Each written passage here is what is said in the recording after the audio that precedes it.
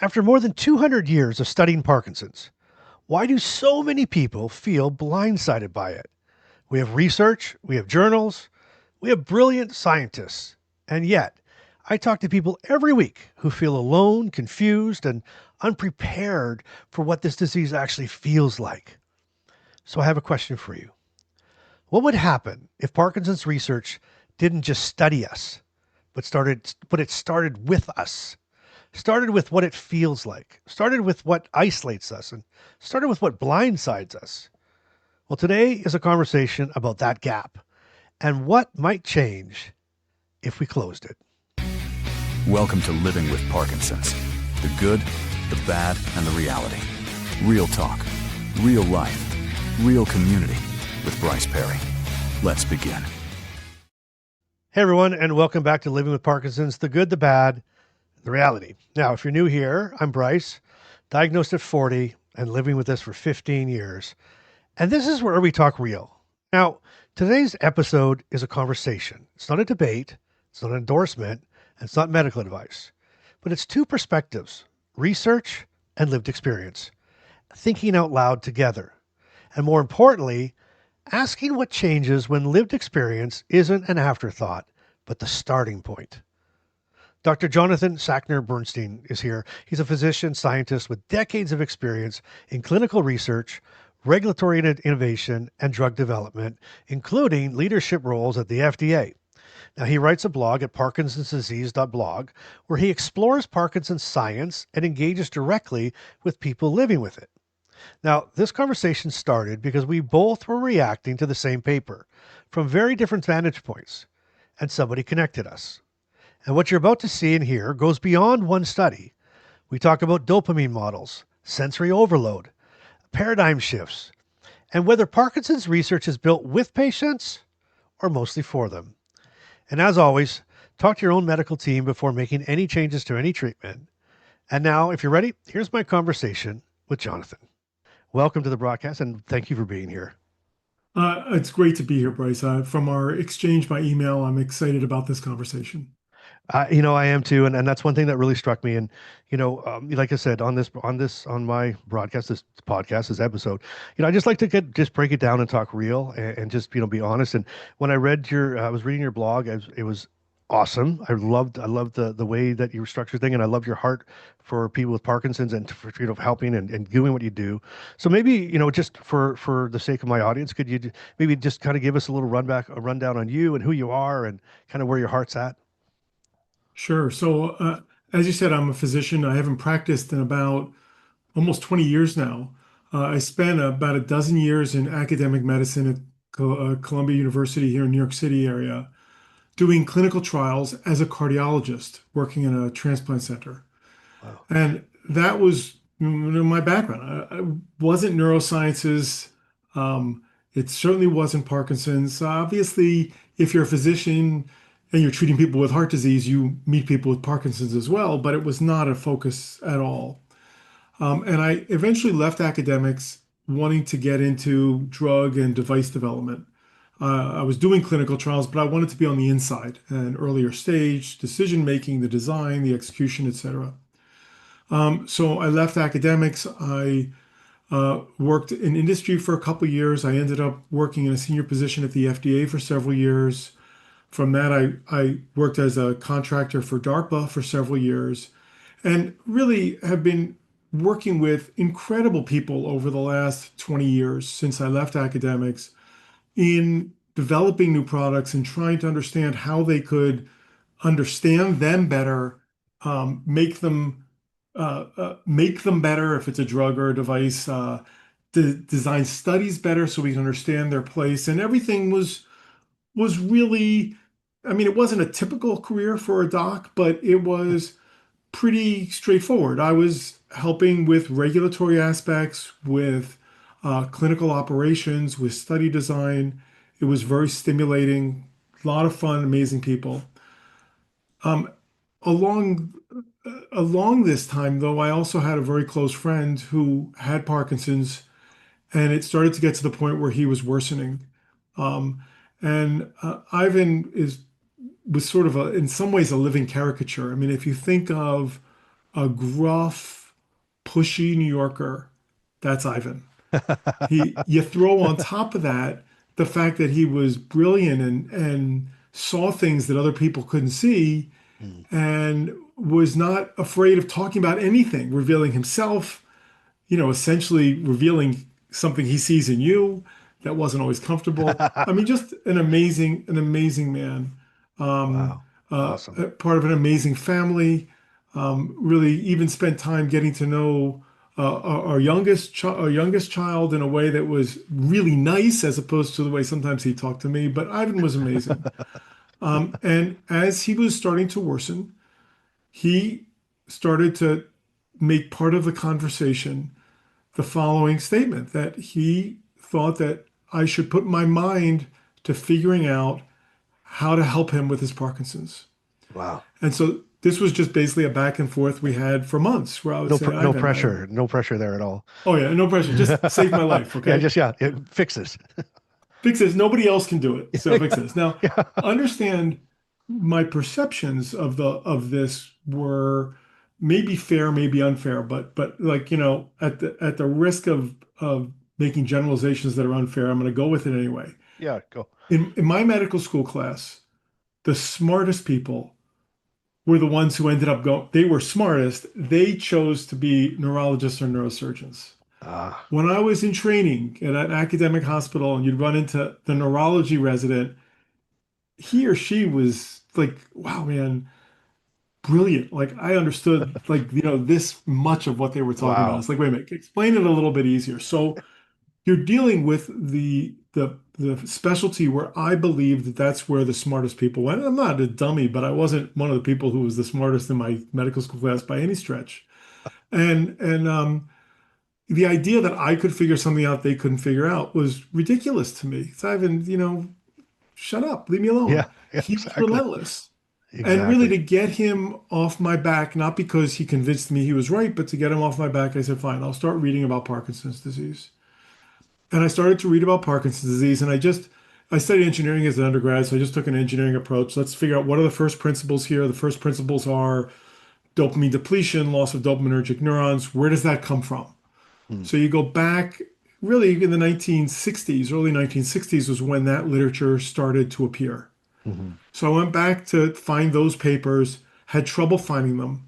Um, Oh, Turns out that the four papers that really are the foundation of our understanding of Parkinson's as a doping deficiency were published by an Austrian group in the 1960s, between 1665. yeah. They were all published in German. So it took me a while, but I finally got copies of them. And once I got copies, I want to scan them in and upload them to Google Translate. The OCR Yeah. system didn't Yeah. work. This is 2018. Oh my gosh. So that wasn't an option. And you look at the papers, and I don't understand. I don't know any German. You can't understand the methods, which is where you should start. But there were tables where it was very easy to figure out what was going on because you spell dopamine in German the same way, except there's no E at the end. Gotcha. Gotcha. So, and the Yeah. numbers are the same. So you can see Yeah. that people with Parkinson's had low dopamine. And in fact, they gave levodopa, just levodopa. Carbidopa wasn't invented yet at that point, Right. in very high dose, which is hard to tolerate, and it helped. And in terms of restoring movement acutely. And so the paradigm was set.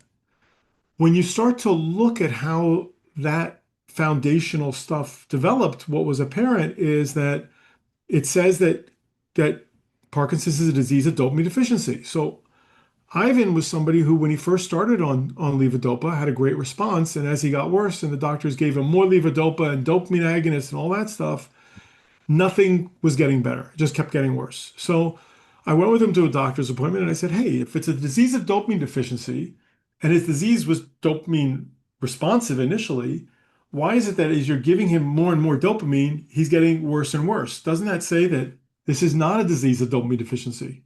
Now, Hmm. granted, that's way oversimplified, and I any need it that expert way. could attack me on that. Sure. But it's really important to start with simple constructs. And I was finding not only Ivan's neurologist, but other neurologists couldn't answer my question. Hmm. They couldn't resolve that paradox. So I went to Ivan and I said, okay, look, there's a paradox here. So somebody's got something wrong. I, Interesting. I'll start reading more. And as I did this, fast forwarding over a while, and I don't want to use up your whole time here and put everybody to sleep. Eventually, what I figured out was that the oversight in the 60s that had not been addressed subsequently was this. In the 1960s, people took a piece of brain that contained the part of the basal ganglia, the caudate of the putamen, of interest from people who had just died with Parkinson's, mashed it up into a soup, which meant they were combining the fluid from outside the cells and fluid from inside the cells into one soup. Yeah. And the cells that were in that originally were dopaminergic neurons, were glial cells, could have been immune cells. I mean, all sorts of stuff. All that mashed up soup definitely had low dopamine concentrations. Fact. But what was learned by the 1980s, 1990s was that the total tissue level of dopamine is not what determines whether the neurons work properly or not. Hmm. What determines whether the neurons work properly or not is how much is inside the neurons. Hmm. That's And fascinating. before Ivan tortured me into looking at this, nobody had published a measurement or a calculation or even a postulate of what the amount of dopamine was inside the cells. That's wild. Uh, So That's I wild. decided I was going to try to figure it out. So I Yeah. called a couple people up who had done papers that looked like they were methods that might work. I'm not a lab person, so I wasn't sure. Couldn't interest any of them in pursuing it. Hmm. So I figured I'd create a mathematical model to estimate the numbers and see what it showed. And sure enough, when you account for the loss of the neurons, you account for the loss of the axons, which are you can think of as wires that connect one Okay. neuron to another, Okay. because they get lost at different rates in Parkinson's. And then also within the cells, there are these little balls called vesicles that store dopamine. Okay. And their ability to store dopamine is critical to the cell being able to use dopamine as a transmitter. It turns out that those little balls, the vesicles, are lost at a different rate from inside the neurons than the neurons are lost or the axons are lost. So you have three different Wow. factors that Yeah. determine how much is free inside the cell, which is where it would be toxic to the cell, dopamine, its Right. breakdown product specifically. And you can create a mathematical model from existing data and estimate what the relative level is inside the cell, Hmm. which we published in the Journal of Parkinson's Disease in 2021 and showed that the amount inside the cells that are important, that determine health, disease, movement, non-movement, Okay. um, are markedly higher in people with Parkinson's. Let Interesting. me just say that I don't want people to Yeah. think I said that the wrong way. Yeah. While the tissue levels are low, the way the neurons experience Parkinson's is a state of dopamine excess. That's And when wild. there's too much dopamine, its breakdown products are toxic, shown to produce just about every biological abnormality that's been seen, or I should say biochemical abnormality that's been seen and documented in Parkinson's. So it could explain the whole thing. Which is I mean, that right there is remarkable. And I think that's one of the big things, right? So you think from a lived experience side, okay? Um, there's so many tricks and turns, right? And again, we're told, diagnosis, we're all snowflakes. Everybody, experiences things different. Every experience different varieties of things, and some days you might not get the same things you got yesterday. So it becomes like I call it. And okay, we'll talk about dumbing this down. I call it this a stupid. It's the dumb disease because it doesn't make any sense. It doesn't follow any rules. It does seem, let's say, seeming from somebody experiencing it, it's like there's no boundaries. It's sort of like you go to bed at night wondering when you wake up tomorrow morning what's going to be different, right? Or what's going to be different than it was today. And you could do everything exactly the same way. Follow the same, take your meds at the same time, do all these kind of things that you do, exercise, whatever it is you're doing, you could do the exact same thing and it could feel completely different the next day. And I think that to me is such a a frustrating thing. And I'll be honest, with what, as you start saying that and saying in the 1960s and no one's looked at this, that's very frustrating to hear as somebody who's dealing with it, right? Because it's like, why not? Why has we not have how why have we not progressed to a point, any point? Like, what's different? What's happening here? And it's very frustrating. Well, it gets even more frustrating because at that point I thought, okay, I now have a plausible reason for why people with Parkinson's get worse, Mhm. why dopaminergic therapies aren't the answer. I mean, they are vitally important. I'm not saying they're not For sure. useful, For but they sure. don't fix the disease. Okay. Right. It's not like they're not even like the insulin equivalent for No, we're putting a diabetics, band. It's like a right? band-aid. It's like a little band-aid, Yeah. right? And, yeah. Yeah.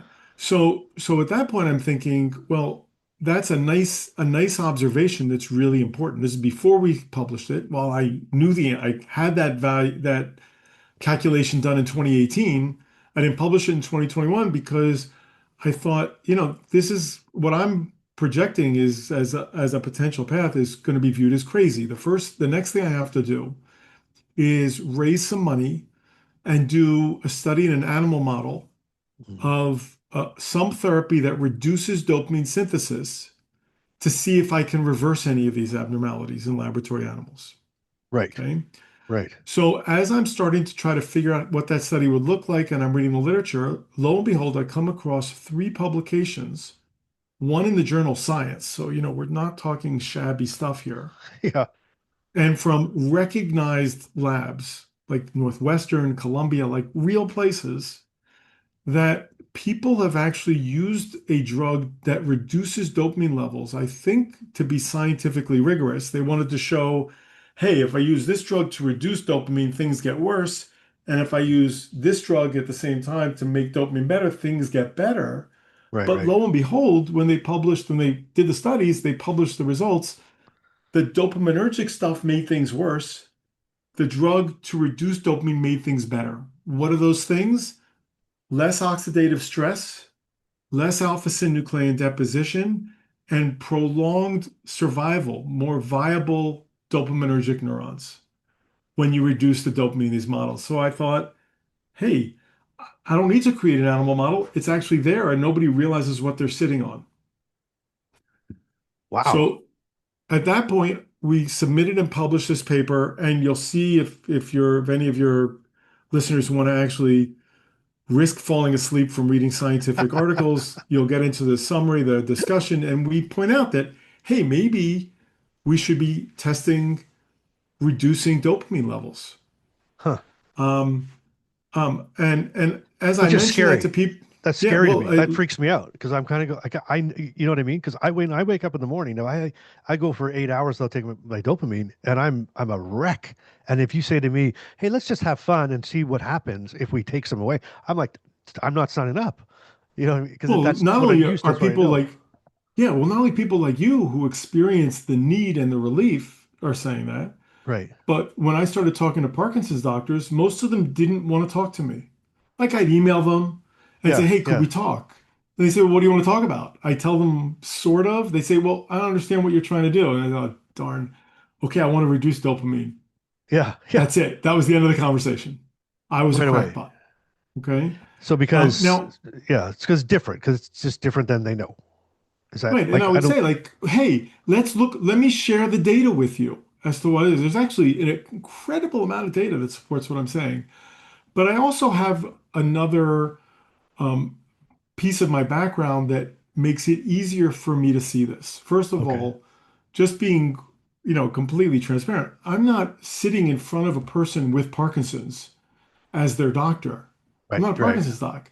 And I don't Right. have to say to them, hey, you should take this so we can try it, but it could hurt you. In fact, what I know at this point is that this is the drug I want to use is repurposed, which means it's on the market already in the US and Japan. Okay. If you, as a Parkinson's patient, took the dose that is available in the US, Yeah. because of how high it is, I think you'd want to go to an emergency room for treatment by the next day, maybe Wow. 2 days What? later. Yeah. It has to be much lower. So I want to be clear that anybody listening to this who reads anything I've written, do not try this at home. Right, right. Yeah. I'm pretty Yeah. confident it's going to work, but it won't work if you use the version that's available. Gotcha. The thing that helps me be braver, though, is one of the things that's part of my background as a cardiologist. When I was finished my training as an internist and was starting my training as a cardiologist, my research year, I was lucky enough to work in a place where we were starting the first phase 2 trial for the something called a beta blocker in heart failure. Now, lots of Okay. people have heard of beta blockers. They've been Sure. around since the 60s. Yeah. If you go back and you look at the product label for a beta blocker, or you talk to a doctor through a time machine who was around back even in the 1970s about a beta blocker for heart failure, they'd say, "You're nuts. We Right. know that if you give someone a beta blocker, it's going to worsen their heart failure and they're in the emergency room that night." Right. Okay. Yeah, Because at absolutely. that point, the feeling was the heart's weak. You have to stimulate it to contract. And in fact, there were lots of data that showed that over a month or 6 weeks or 3 months, if you do that, people would feel better, be able to walk more on a treadmill, have less shortness of breath. And there were data that showed that if you started out with a regular dose of a beta blocker in someone with a weak heart, they would, the pressures in their heart would go up, they'd hold on to fluid in their lungs, they get short of breath, all that sort of stuff. A couple of Swedish cardiologists figured out in the 70s that if they started at a very small dose and gradually increased, people would tolerate the introduction, and then they needed to wait long enough for the biology to change once they were blocking the toxic effects of norepinephrine, which, by the way, is chemically related to dopamine. It's Hmm. formed from dopamine in the body. Huh. Um, and when studies were later done, like well, the one I was involved with, uh, after when we started the drug, lots of people started to hold on to fluid, but they were manageable. Right. We got them onto the target dose, and at 4 months, they could do more. Their hearts were stronger, they were happier, and bigger trials in phase 3 showed it kept people out of the hospital and it kept them alive. So I was in the middle of this flip Yeah. from one paradigm to the opposite. So I've seen it happen. I Yeah. mean, you can read about it. I experienced it. So I think that that helps me see the possibilities here, despite the fear that you expressed, which I think is very valid. Well, it's interesting to say that. So I think, when I think about science and research, right? I feel like, researchers are, and again, and I'm nothing against researchers. I have nothing against doctors, and, moons or specialists. I get it. Everybody's doing what they know, right? And that's sort of what I'm keen on here. They're doing what they know. They're doing what it says or what it was supposed to be. And I think like when I think about research, like I think researchers they're trying to understand what's happening in the brain. Obviously, that's kind of what's happening. Where people with Parkinson's, like we're just trying to understand what the heck's happening during the day, right? So it's and when you think of these, what's even what you're talking about right now, it's sort of like, okay, okay, I get it. I get it. But what does that mean for me? What is that like? And I'll preface this by saying this is that I've moderated a lot of panels, and I always find this just fascinating to me. So I moderate these panels, and I'll do like lived experience panels. I'll do ones where we'll have doctors come on. We'll have the doctor and different in different clinicians and everything else, and we have great conversations, and everybody enjoys it. And the audience, I should back up and say the audience is majority of people with Parkinson's and the care partners. And then they have the researchers come out. And so I've started with them months ago, and I'm not the moderator of the panel, but I start with them first. I'll be like, okay, listen, you have to speak to me. Like I don't understand some of the vernacular that I can't keep up. I don't really know what it means. They said, well, it's very important. But then they tell me it's very important that you understand, these different parts of the brain. And I'm like, okay, I mean, like literally, I'm trying to figure out how to when I should take my medication, when I should exercise, why am I shaking on one side now? Why is my left toe curled up today? To start, I don't care where it came from. I don't care what area of the brain it's in. But what's interesting is um, I feel like, I guess as an example, Dr. Jonathan, Joel, call you Jonathan. It's sort of like what you're saying is fascinating to me because but it's also frustrating, fascinating slash frustrating. Again, from the lived from what I deal with day to day is I've always found it weird to me that like you said, since the 60s, and we've been around. And I feel like, and I'm going to draw a weird comparison now, and you might, and what if I, and you tell me I'm way off, you just say, stop, you're off your rocker, and we can talk about it. But I feel like other disease, the other people and other diseases and other things that happen in life, there's things are moving forward. They're finding different things. They're finding cures for certain. I think COVID, for example, COVID comes out of nowhere, right? Everybody's sick, and it's all these different, and everyone's different. But they got it. We got whatever you want to call it, antidotes. We got all this kind of stuff, and we figured it out.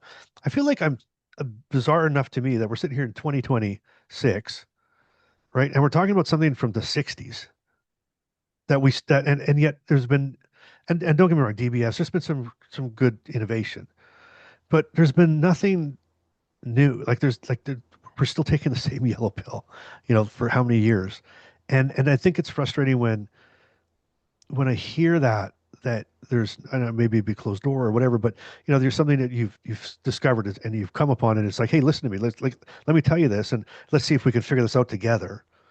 From the lived experience, we're kind of going like, well, why not? Yes, please. Like, let's go. Like, get something.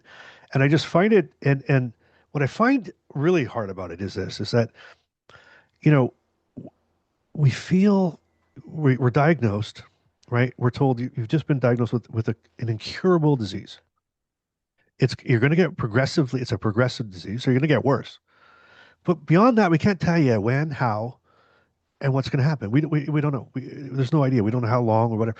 And and then yet and we're sent on our way, and we see our specialist, our movement sort of specialist, if we're lucky, for 40 minutes a year, two 20-minute appointments every 6 months, and sort of like, and yet we'll have all these questions, and yet and we're asking the questions. We're saying, why does this hurt? Why does that hurt? Why does my brain do this? Why am I this brain fog come up? Why can't I get the words out of my mouth that I can see in my head and I can't say them out loud? And and yet there doesn't seem to be any answers. And what's been interesting to me, though, in our community, it's sort of, we're just breaking it down, just talking real, and just what does it feel like. And for example, back to the Ren paper, when I said what I said about what I discovered, it wasn't like I understood the brain connectivity part of it, right? But what happened was this, and I was reading it, and I'm like, that's what I feel like. It was saying some things in there that I'm like, that's what it feels like. It wasn't like I couldn't figure out the connectivity part. Like, trust me, there was no scientific there, but I understood. It's like, this is what this feels like. And I wonder if, in even what you're talking about, and which is, again, I mean, what you've discovered, and maybe that's a bit of a different analogy to compare. But let me ask you a really crazy question.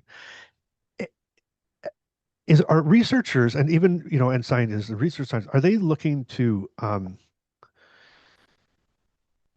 like, what if we turn the script? What if it was, instead of trying to figure out what it is and figure out, what we may need? What if we turn the script and went upstream the other way and said, what if it was like, here's, I'll tell you, and you tell me what, the way it is? Because I just feel like so many thousands and thousands of people reacting, um, and almost like they've heard it for the first time. In other words, I said that brain connect. It's like, to me, it's like an overload of the system, right? It's like a traffic jam. It's like getting all these signals at one time, and you freeze. You can't do anything because there's so much happening at the same time.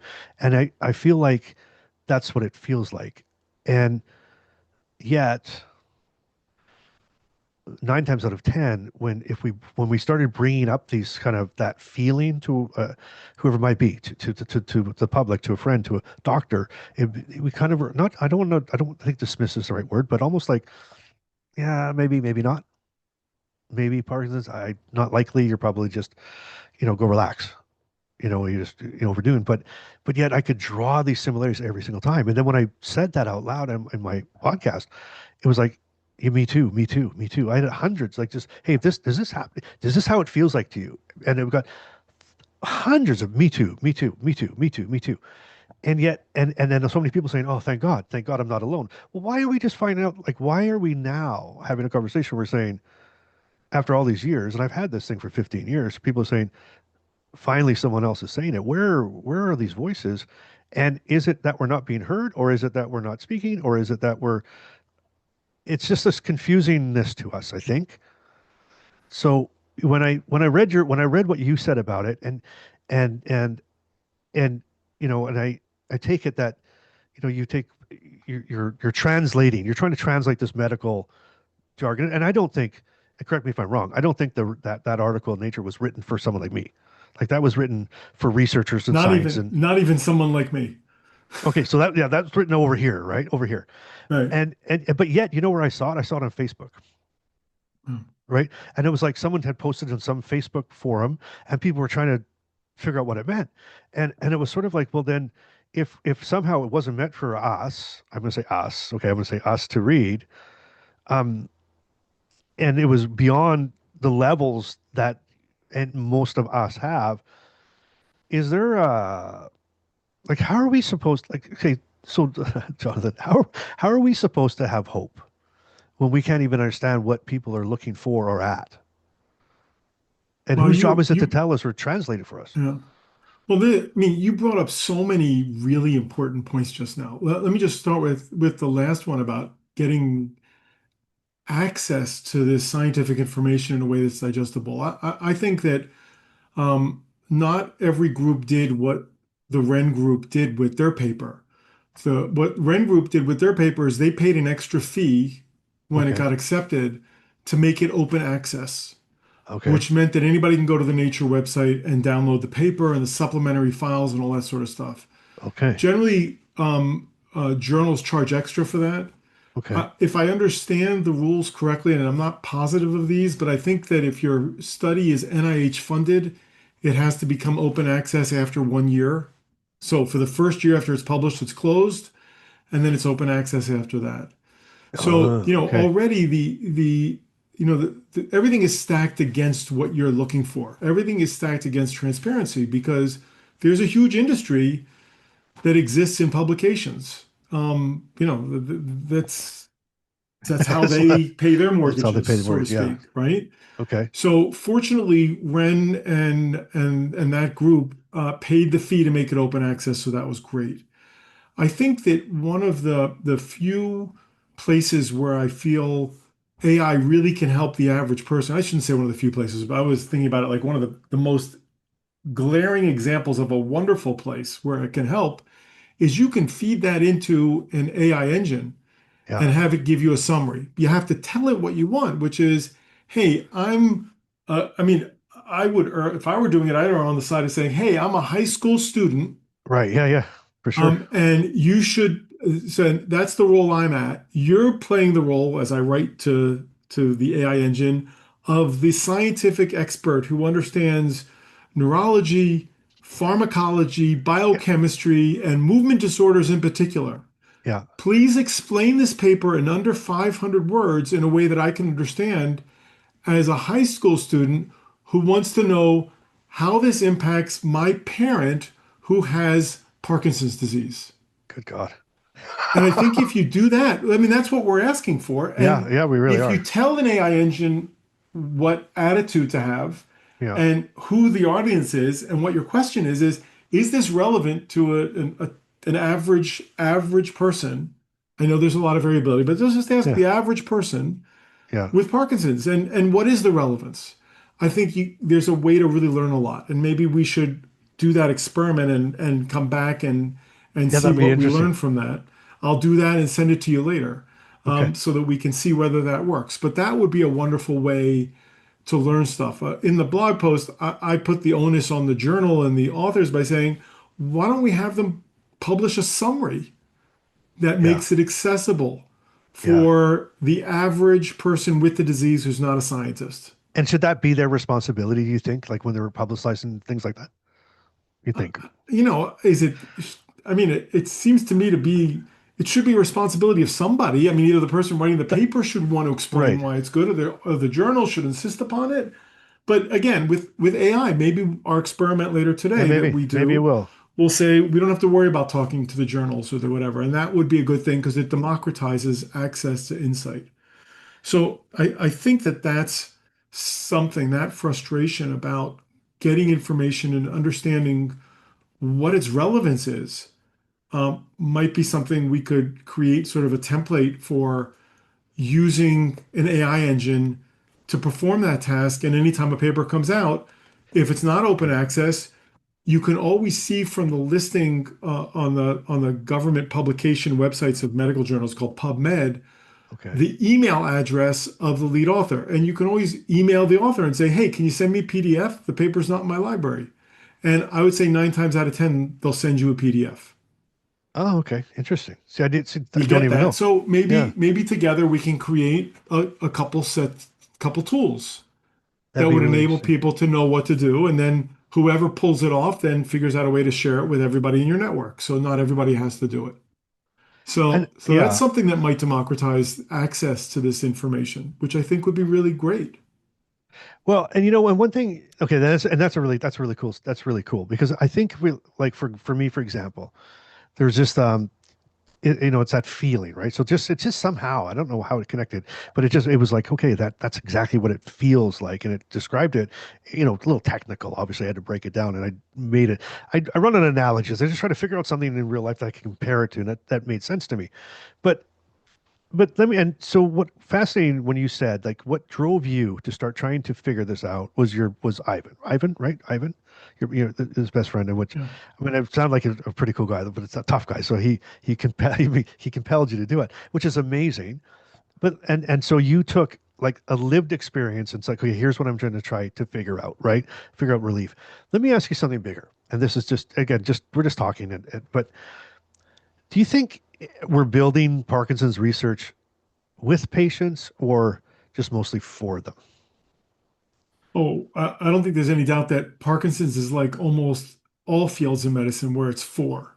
There's still, to me, feels as though it's the paternalistic world of health. I mean, doctors aren't treated like and put on a pedestal automatically like they were 50 years ago, and I think that's good. I mean, believe me, I've had doctors take care of me who should be on a pedestal. I'm not saying that. Yeah, sure enough. Yeah. But I think that there needs to be much more dialogue, which is also a lot harder to do in today's environment where practices are owned by hospitals, universities, or private equity firms with productivity goals. I feel like I was in practice at an ideal time where I could actually spend time talking to a patient, which was great. I don't think I Right. could practice the same way now. Um, but I Interesting. do think it's for, and I had an interesting experience applying to the Michael J. Fox Foundation to fund this trial in that they are certainly looking to make it with or by patients as drivers instead of for patients. Yes. In their grant application, they say, well, I mean, I don't remember the exact wording, but it's basically like, how are you going to integrate patients in this or integrate the patient perspective? Interesting. And we submitted a grant that we're actually going to hear about next month, which would fund this trial, which we're ready to go. We actually even have drug manufactured now, so we're Nice. ready to roll as soon as Nice. we get the money. Um, and what we proposed was that we were going to try to find 2 or 3 people with Parkinson's who had some sort of scientific background that would make it feasible to include them in a meaningful way in some sort of operational role in trial oversight.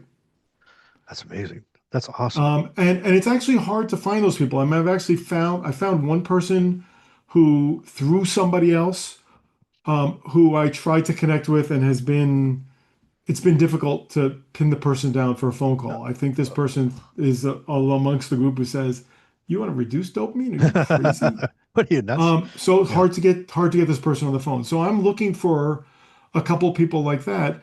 I mean, it would be great to just have the perspective, but if they also have a statistics background or a biology background, even if it's not Yeah. their career, I think that Yeah. it's going to mean they can be integrated in a more meaningful way.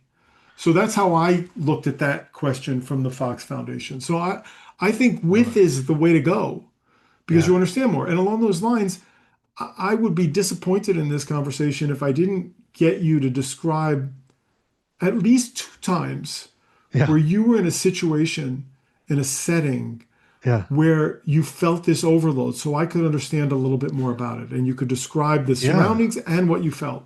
Well, okay, so I had a prime example. So this week, and it's funny because I spoke with someone on my last episode, and I said this actually happened in real life. So it's like, hey, I need an example, and here it is.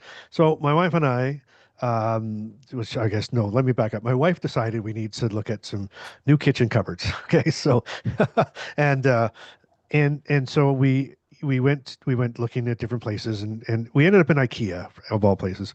So this was on like Tuesday night, I think, or Monday night. Monday night. So we're going to, or Sunday. It was Sunday. So just past Sunday. So we're going to IKEA, and we're walking through, and they have these like mini kitchens, like these little mini little. They're set up. They look like a real kitchen and all this kind of stuff. And we walked in, and she's like, "Oh, I kind of like that one over there." And well, I looked over, and there was just two little girls, and they were playing house, I guess, or they were cooking something, and so you hear this bam, bam, bam. So here's bang, bang, bang, bang, and they're banging pots and pans. These little banging pots and pans, and my wife is talking. We're having a conversation. Okay, well, the pots and pans, all of a sudden, that would be like maybe background noise for people, like background. It become front ground noise. Okay, and if I look back on when I have these moments, that's the first thing has happened. Everything that would be normally in our back of mind, so that white noise in the background, the lights in the background, they all come forward. And so I turned to kind of distract myself. I remember looking over, and all I saw were these lights, and they were those like a string of lights with the like what you call them. Anyway, they shoot down like a I don't know what the heck they're called. Anyway, there was five of them, and they were shooting right on the kitchen. So I was right here, and I turned around to get to distract myself and looked right into the lights. Now the lights, it was like, oh, and so they came forefront. So I had noise forefront, lights forefront, everything's forefront, and all of a sudden, as all these things start happening at once, I completely freeze. I can't think. I don't know what I'm doing there. My wife, who was supposed to be, she's speaking to me right beside me again would normally be the forefront noise, the forefront view became wow, wow, wow, oh, like no blah, blah, blah, background noise. Couldn't hear her, couldn't understand her, wasn't focused on her. And this overwhelmness comes at you with all these sensory feelings. So it's like the smells, touch, noise, light are all trying to become number one. Like it's and coming like it's like they're all fighting for me to pay attention to it, and everything that I normally pay attention to is gone, and I just freeze. So I don't know what's going on. I can't figure out how to look at a price tag. I can't bend over. I just standing there, and all of a sudden I was able enough to and I turned. I literally in that moment I turned and I left. I didn't say goodbye to my wife. I didn't say I'm going over here, honey. I'm going to because I was incapable of even, and I just darted. I just turned, and after a while, but I think that's even because I finally, forcing myself. What am I doing? What am I? Well, how do I get rid of this? And I just turned and I left, and I started running. And my wife had to catch up. She's like, "Whoa, whoa, whoa, whoa! Hey, what's going on? Where you?" And I was like, and I didn't even know how to explain it. And she said, "Oh, too much. It was too loud." Which I was like, "Yeah, too loud." And we just left it at that. But these moments of it's like everything's fighting for its position, and my brain just stops. And not only does it stop, it doesn't push them out, it doesn't filter them out. It doesn't filter them properly, and it stops to a point where I'm stopped, I'm stuck, I'm frozen. My brain's it's like my brain's frozen. I'm not even sure what to even do in that moment. What's really interesting is I talked about this in my last episode, and I said I'm gonna guess here, and I'm throwing it out there. I said I'm just gonna guess that I'm not alone, and I want you to tell me where that place is for you. Like is it like an IKEA furniture store? Is it at work? Where is your place? And the comments, like, 9 times out of 10, it was Costco, IKEA, and then they start adding bright lights, loud noise, all these out distractional things, and they just zoom in and become and they zoom out, and even people put in their hacks, I guess, if that's what you want to call it, wearing headphones, wearing headphones and distraction and music and taking smaller things, and so but to a person, to a person, it was it rang true with them. And I think that's why when I said even about, I was just trying to put a language behind what it felt like, and I don't know if we've done that enough. And when I probe about that, like, well, how come we're not like talking about it? Was like, was I never been able to really explain it, and never really thought of it as like it's just me. It's just my bad nerves, or my nerves are bad, or I'm overtired and I just can't handle much. But when you really stop and analyze it, it's a familiar feeling, and that really is that everything in the that's supposed to be in the back comes forward, and everything that's in the front comes backwards, and it's like it's jam. Everything just jams up and cuts off and stops. It's crazy, and it can be very debilitating. And that I think that leads to that isolation. You don't want to, like, I'm not going to go out shopping today because I don't want this to happen again. I don't want to have that feeling. It's not a great feeling. I don't want to be in public because I don't want to have to deal with that amongst, the traditional, having trouble walking and the gait and shaking and all the other things. Like this was just completely, this is just an add-on fun thing that happens when it all goes crazy. But when we really stop and think about that and we break it down, it's like we're there's so many things that we you discover, but I feel like we just don't. There's no language to speak it, and it's if it's and to your point earlier, it's sort of like and I bless everybody who's helped me. I've got great doctors. I've got great doctors around me, and I've got great people around me that I can talk to, but yet if it's not there, if it's not in the medical books, right? If it's not written, it's sort of we leave it there, and it's sort of, and I think that's where the everyday person feels I must be is all alone, right? I must be all by myself because if I probed and if I asked every single person I talked to, what's worse, the brain fog or a tremor? Brain fog all day long. What's worse? The depression, the apathy, the get up and go, that thing and that's what I got down. It's like, it's that, and it can also plays with that thing that makes us want to go. It's like, there's two different elements that I look at this. I think the jam where it overloads and you can't jam it up. But the other thing that I find interesting is that for someone with Parkinson's, everything that comes naturally. So when you walk, you swing both arms, right? When I walk, I have to think about what I'm doing there. So I go from that, like, I want to do this to doing it. That I've lost the ability that doesn't come naturally. So now I have to think about this. Okay, swing that arm, Bryce, swing that arm. So when I'm walking, I'm swinging my arms, swing that arm, swing that arm, swing that arm. Okay. And then it's like, hey, um, when I'm talking, I got to make sure I talk loud because I'm walking with, let's say, my wife. We're having a walk. So now I have to remember to swing my arm, swing Bryce, swing Bryce. And now we're having a conversation and I'm like, I got to talk loud. Hey, honey, how are we doing? And so now I'm talking like that. So now okay, got to swing hard. I got to talk loud. Okay, got that. And then it's like something else happens. Like, okay, now I have to do this. And so your brain, I've got 3 and 4 and 5 tasks, right, that are trying to, like, an operational headquarters, or it's like they're trying to tell, I got to remember all these things, and then you add just one more thing on there, and it just overwhelmed. It just stops because I can't, and that's all things that would normally in my I always call it uh, you know BP, like before Parkinson's, like been put, never thought about, didn't think about swinging my arm. I just swung my arm. So here's like this person who is sitting here talking to you right now, right? And everything I'm doing, I have to plan and think. Okay, don't forget this, don't forget that, because it can. And when you get to that I don't know what number it is, how much level you can take. When you get to that fourth task or that fifth task, it overloads and stops, and then you're just, and it's like, huh. Okay, move your leg again, Bryce. Okay, start going. I don't know if that explains it to any degree, but that's what it feels like.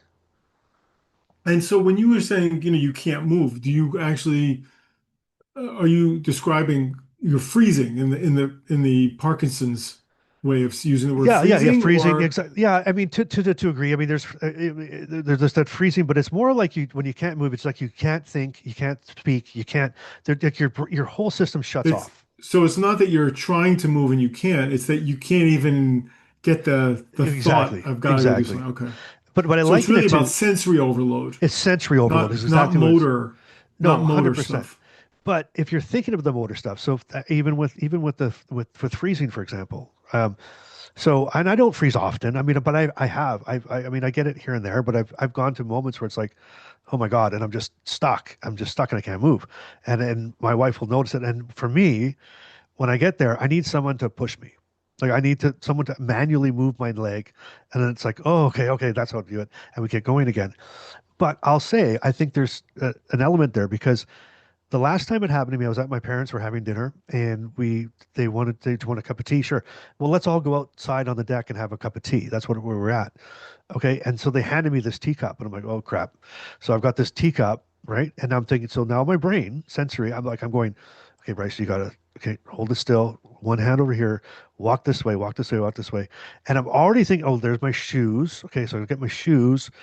Okay, what am I going to do? Okay, oh God, God, God. So I'm like, don't shake, don't shake. So I'm trying to will it, right? I'm trying to mind over matter. Okay, don't shake. But remember when you get to the shoes, do this. And oh God, then you're going to open that door.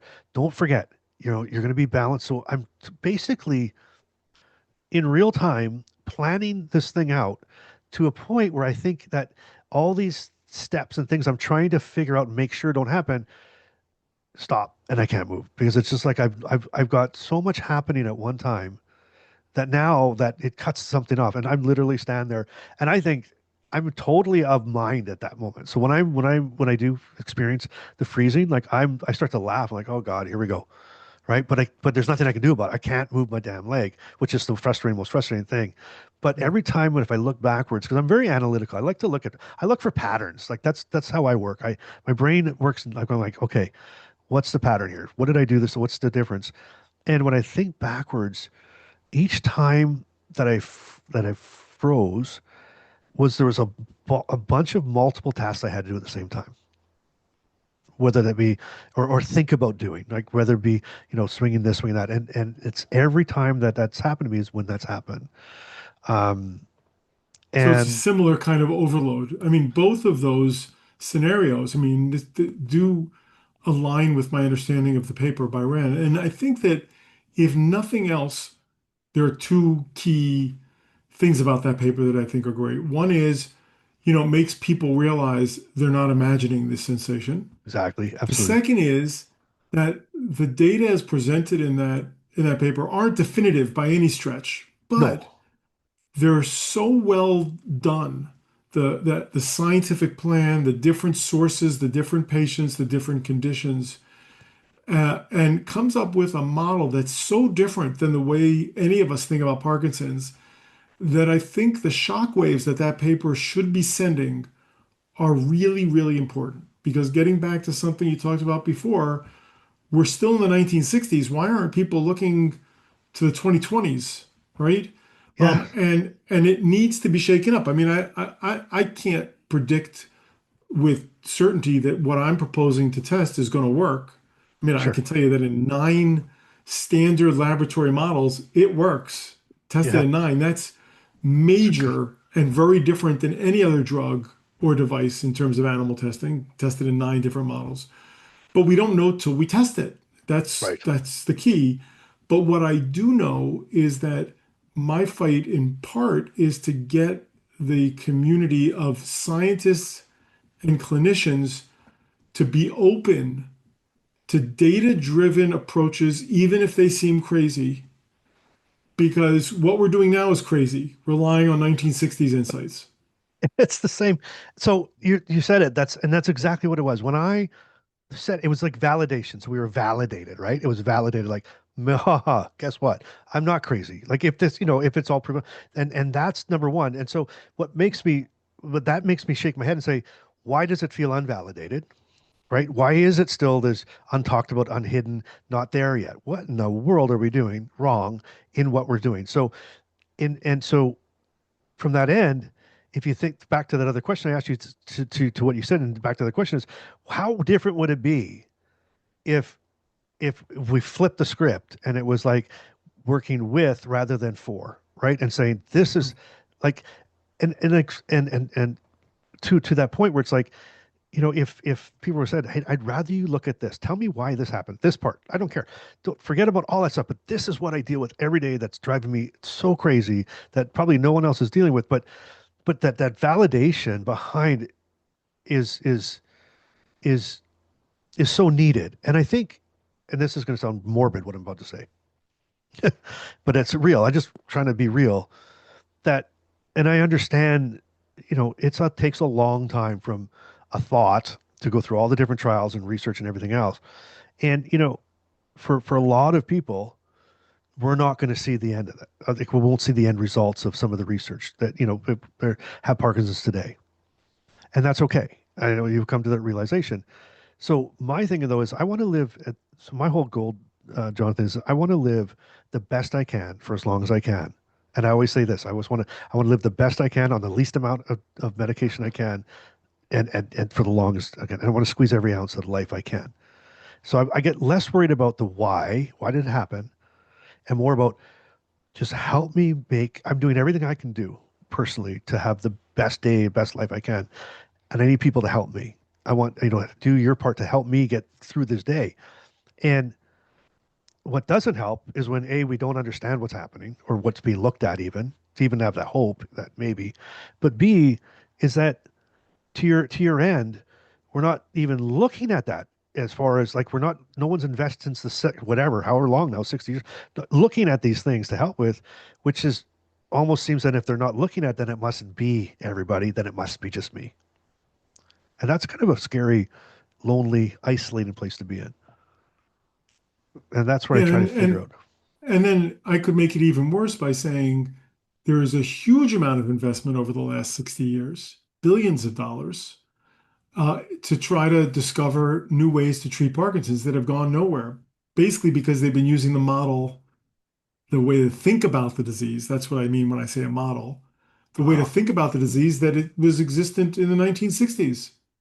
We know a lot more. So, Well, what's the I problem? think that, What are we doing? Where's what? well, I think there's a combination of actually a conflict of different kinds of mentalities. I've met a, a a fair number, and I don't want to give you a number.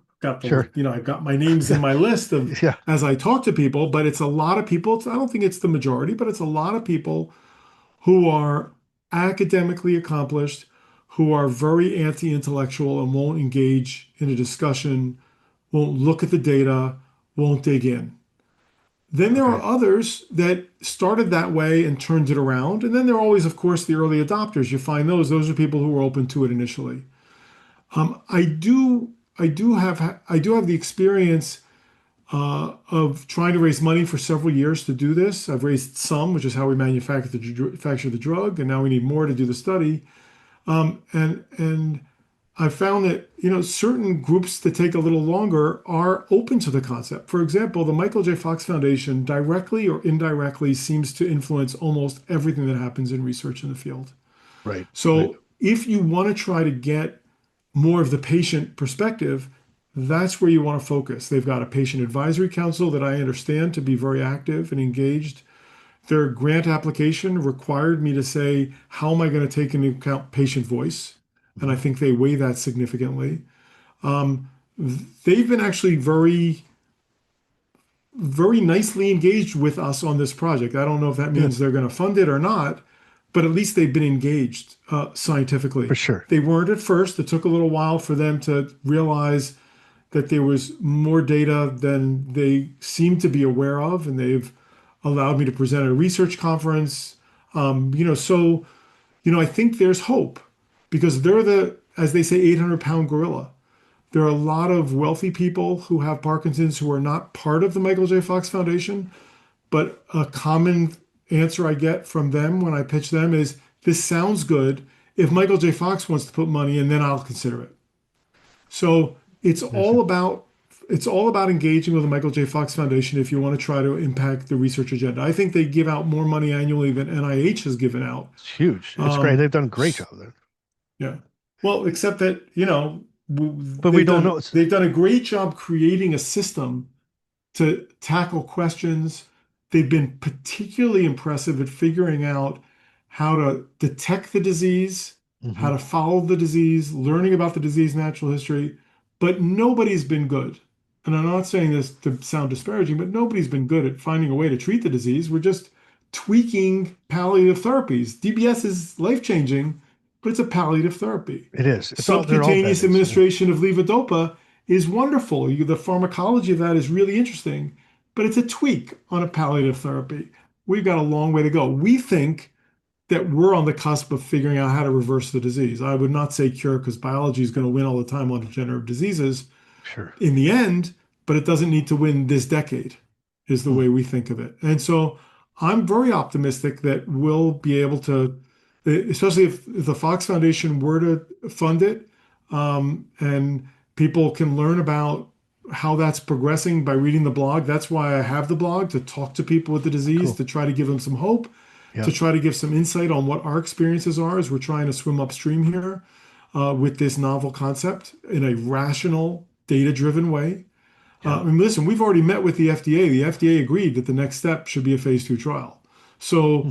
this is not crazy stuff. Yeah. No, It's exactly. uncomfortable stuff, but it's science applied in a way where if we get the funding from Michael J. Fox next month, a year later, we're going to have our first clinical results. It's amazing. That's amazing. And I think you're right. And the Fox Foundation has done some great. I mean, it's unbelievable.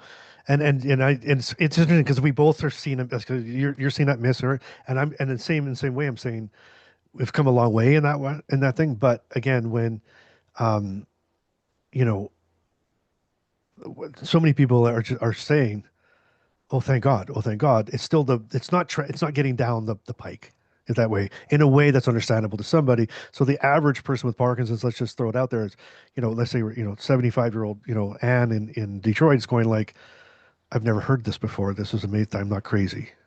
And yet it's been at it for 10 years. So and I love this conversation because, you're seeing gaps and missing. I'm seeing gaps and missing, but and I think that's not easily, but there's ways that we can work together um, to tighten those gaps up, right? And tighten those gaps Yeah, up. well, let's see if I can figure out a way really I love it. easily that Yeah, people I can love it. use a paper into one of these AI engines and learn something. And I'll work on that and share what I learn with you. I love it. I think, and again, there's so much other places we could have gone. I think we'll do this. We definitely have to follow up and do this again. It was amazing to meet you, and I hope that we can keep this conversation going. I would like that very much. Thank you so much. Just really quick again, how can people get in touch with you? Where do they find you? Tell us, just so they can do that. Well, the best place is to go to the website where my blog is, sign up for the weekly newsletter. It'll come out to you, or you can read it right there. It's parkinsonsdisease.blog. We established a company because if you don't set things up the right way from a corporate point of view, you're never going to get the millions of dollars invested that are needed to move this forward. So that company is called Right Brain Bio. So it's at rightbrainbio.com. So you can reach me that way. Um, uh, um, I really do try to answer every inquiry, but sometimes that's hard depending upon what's going on. I do read them all. I do try, and I will try, but be patient with me, please. We'll put all the links to what everything you said. They're all in the description. So go there and check it out and engage. But again, thank you so much. Appreciate it. Thank you so much. Well, I hope you enjoyed that conversation. Now, I don't know if you agreed with everything. I don't know if it challenged you, but I hope it made you think, because that's the point. We don't move forward by staying silent. We move forward by having conversations. And if this episode helped you see something differently, share it with somebody who's newly diagnosed, or share it with a care partner. Share it with somebody who feels alone in this. And if you want deeper discussions like this, then join the Inner Circle. That's where we unpack these things. There's links in the description below. But now, here is today's Bryceism. Research measures the brain. Experience measures the impact. Real progress begins when they both count. There you go. And as always, I want you to keep showing up. I want you to keep being real. And I want you to keep doing life today. I love you all, and I'll see you on the next episode. Parkinson's may be part of your life, but it doesn't get to define it. Thanks for listening to Living with Parkinsons, the good, the bad, and the reality. If this episode moved you, helped you, or reminded you you're not alone, share it with someone who needs to hear it. Want to go deeper? The Inner Circle is waiting. Monthly Zoom calls, 24/7 community, and a direct line to Bryce. You'll find the link in the show notes. Until next time, keep showing up and keep doing life today.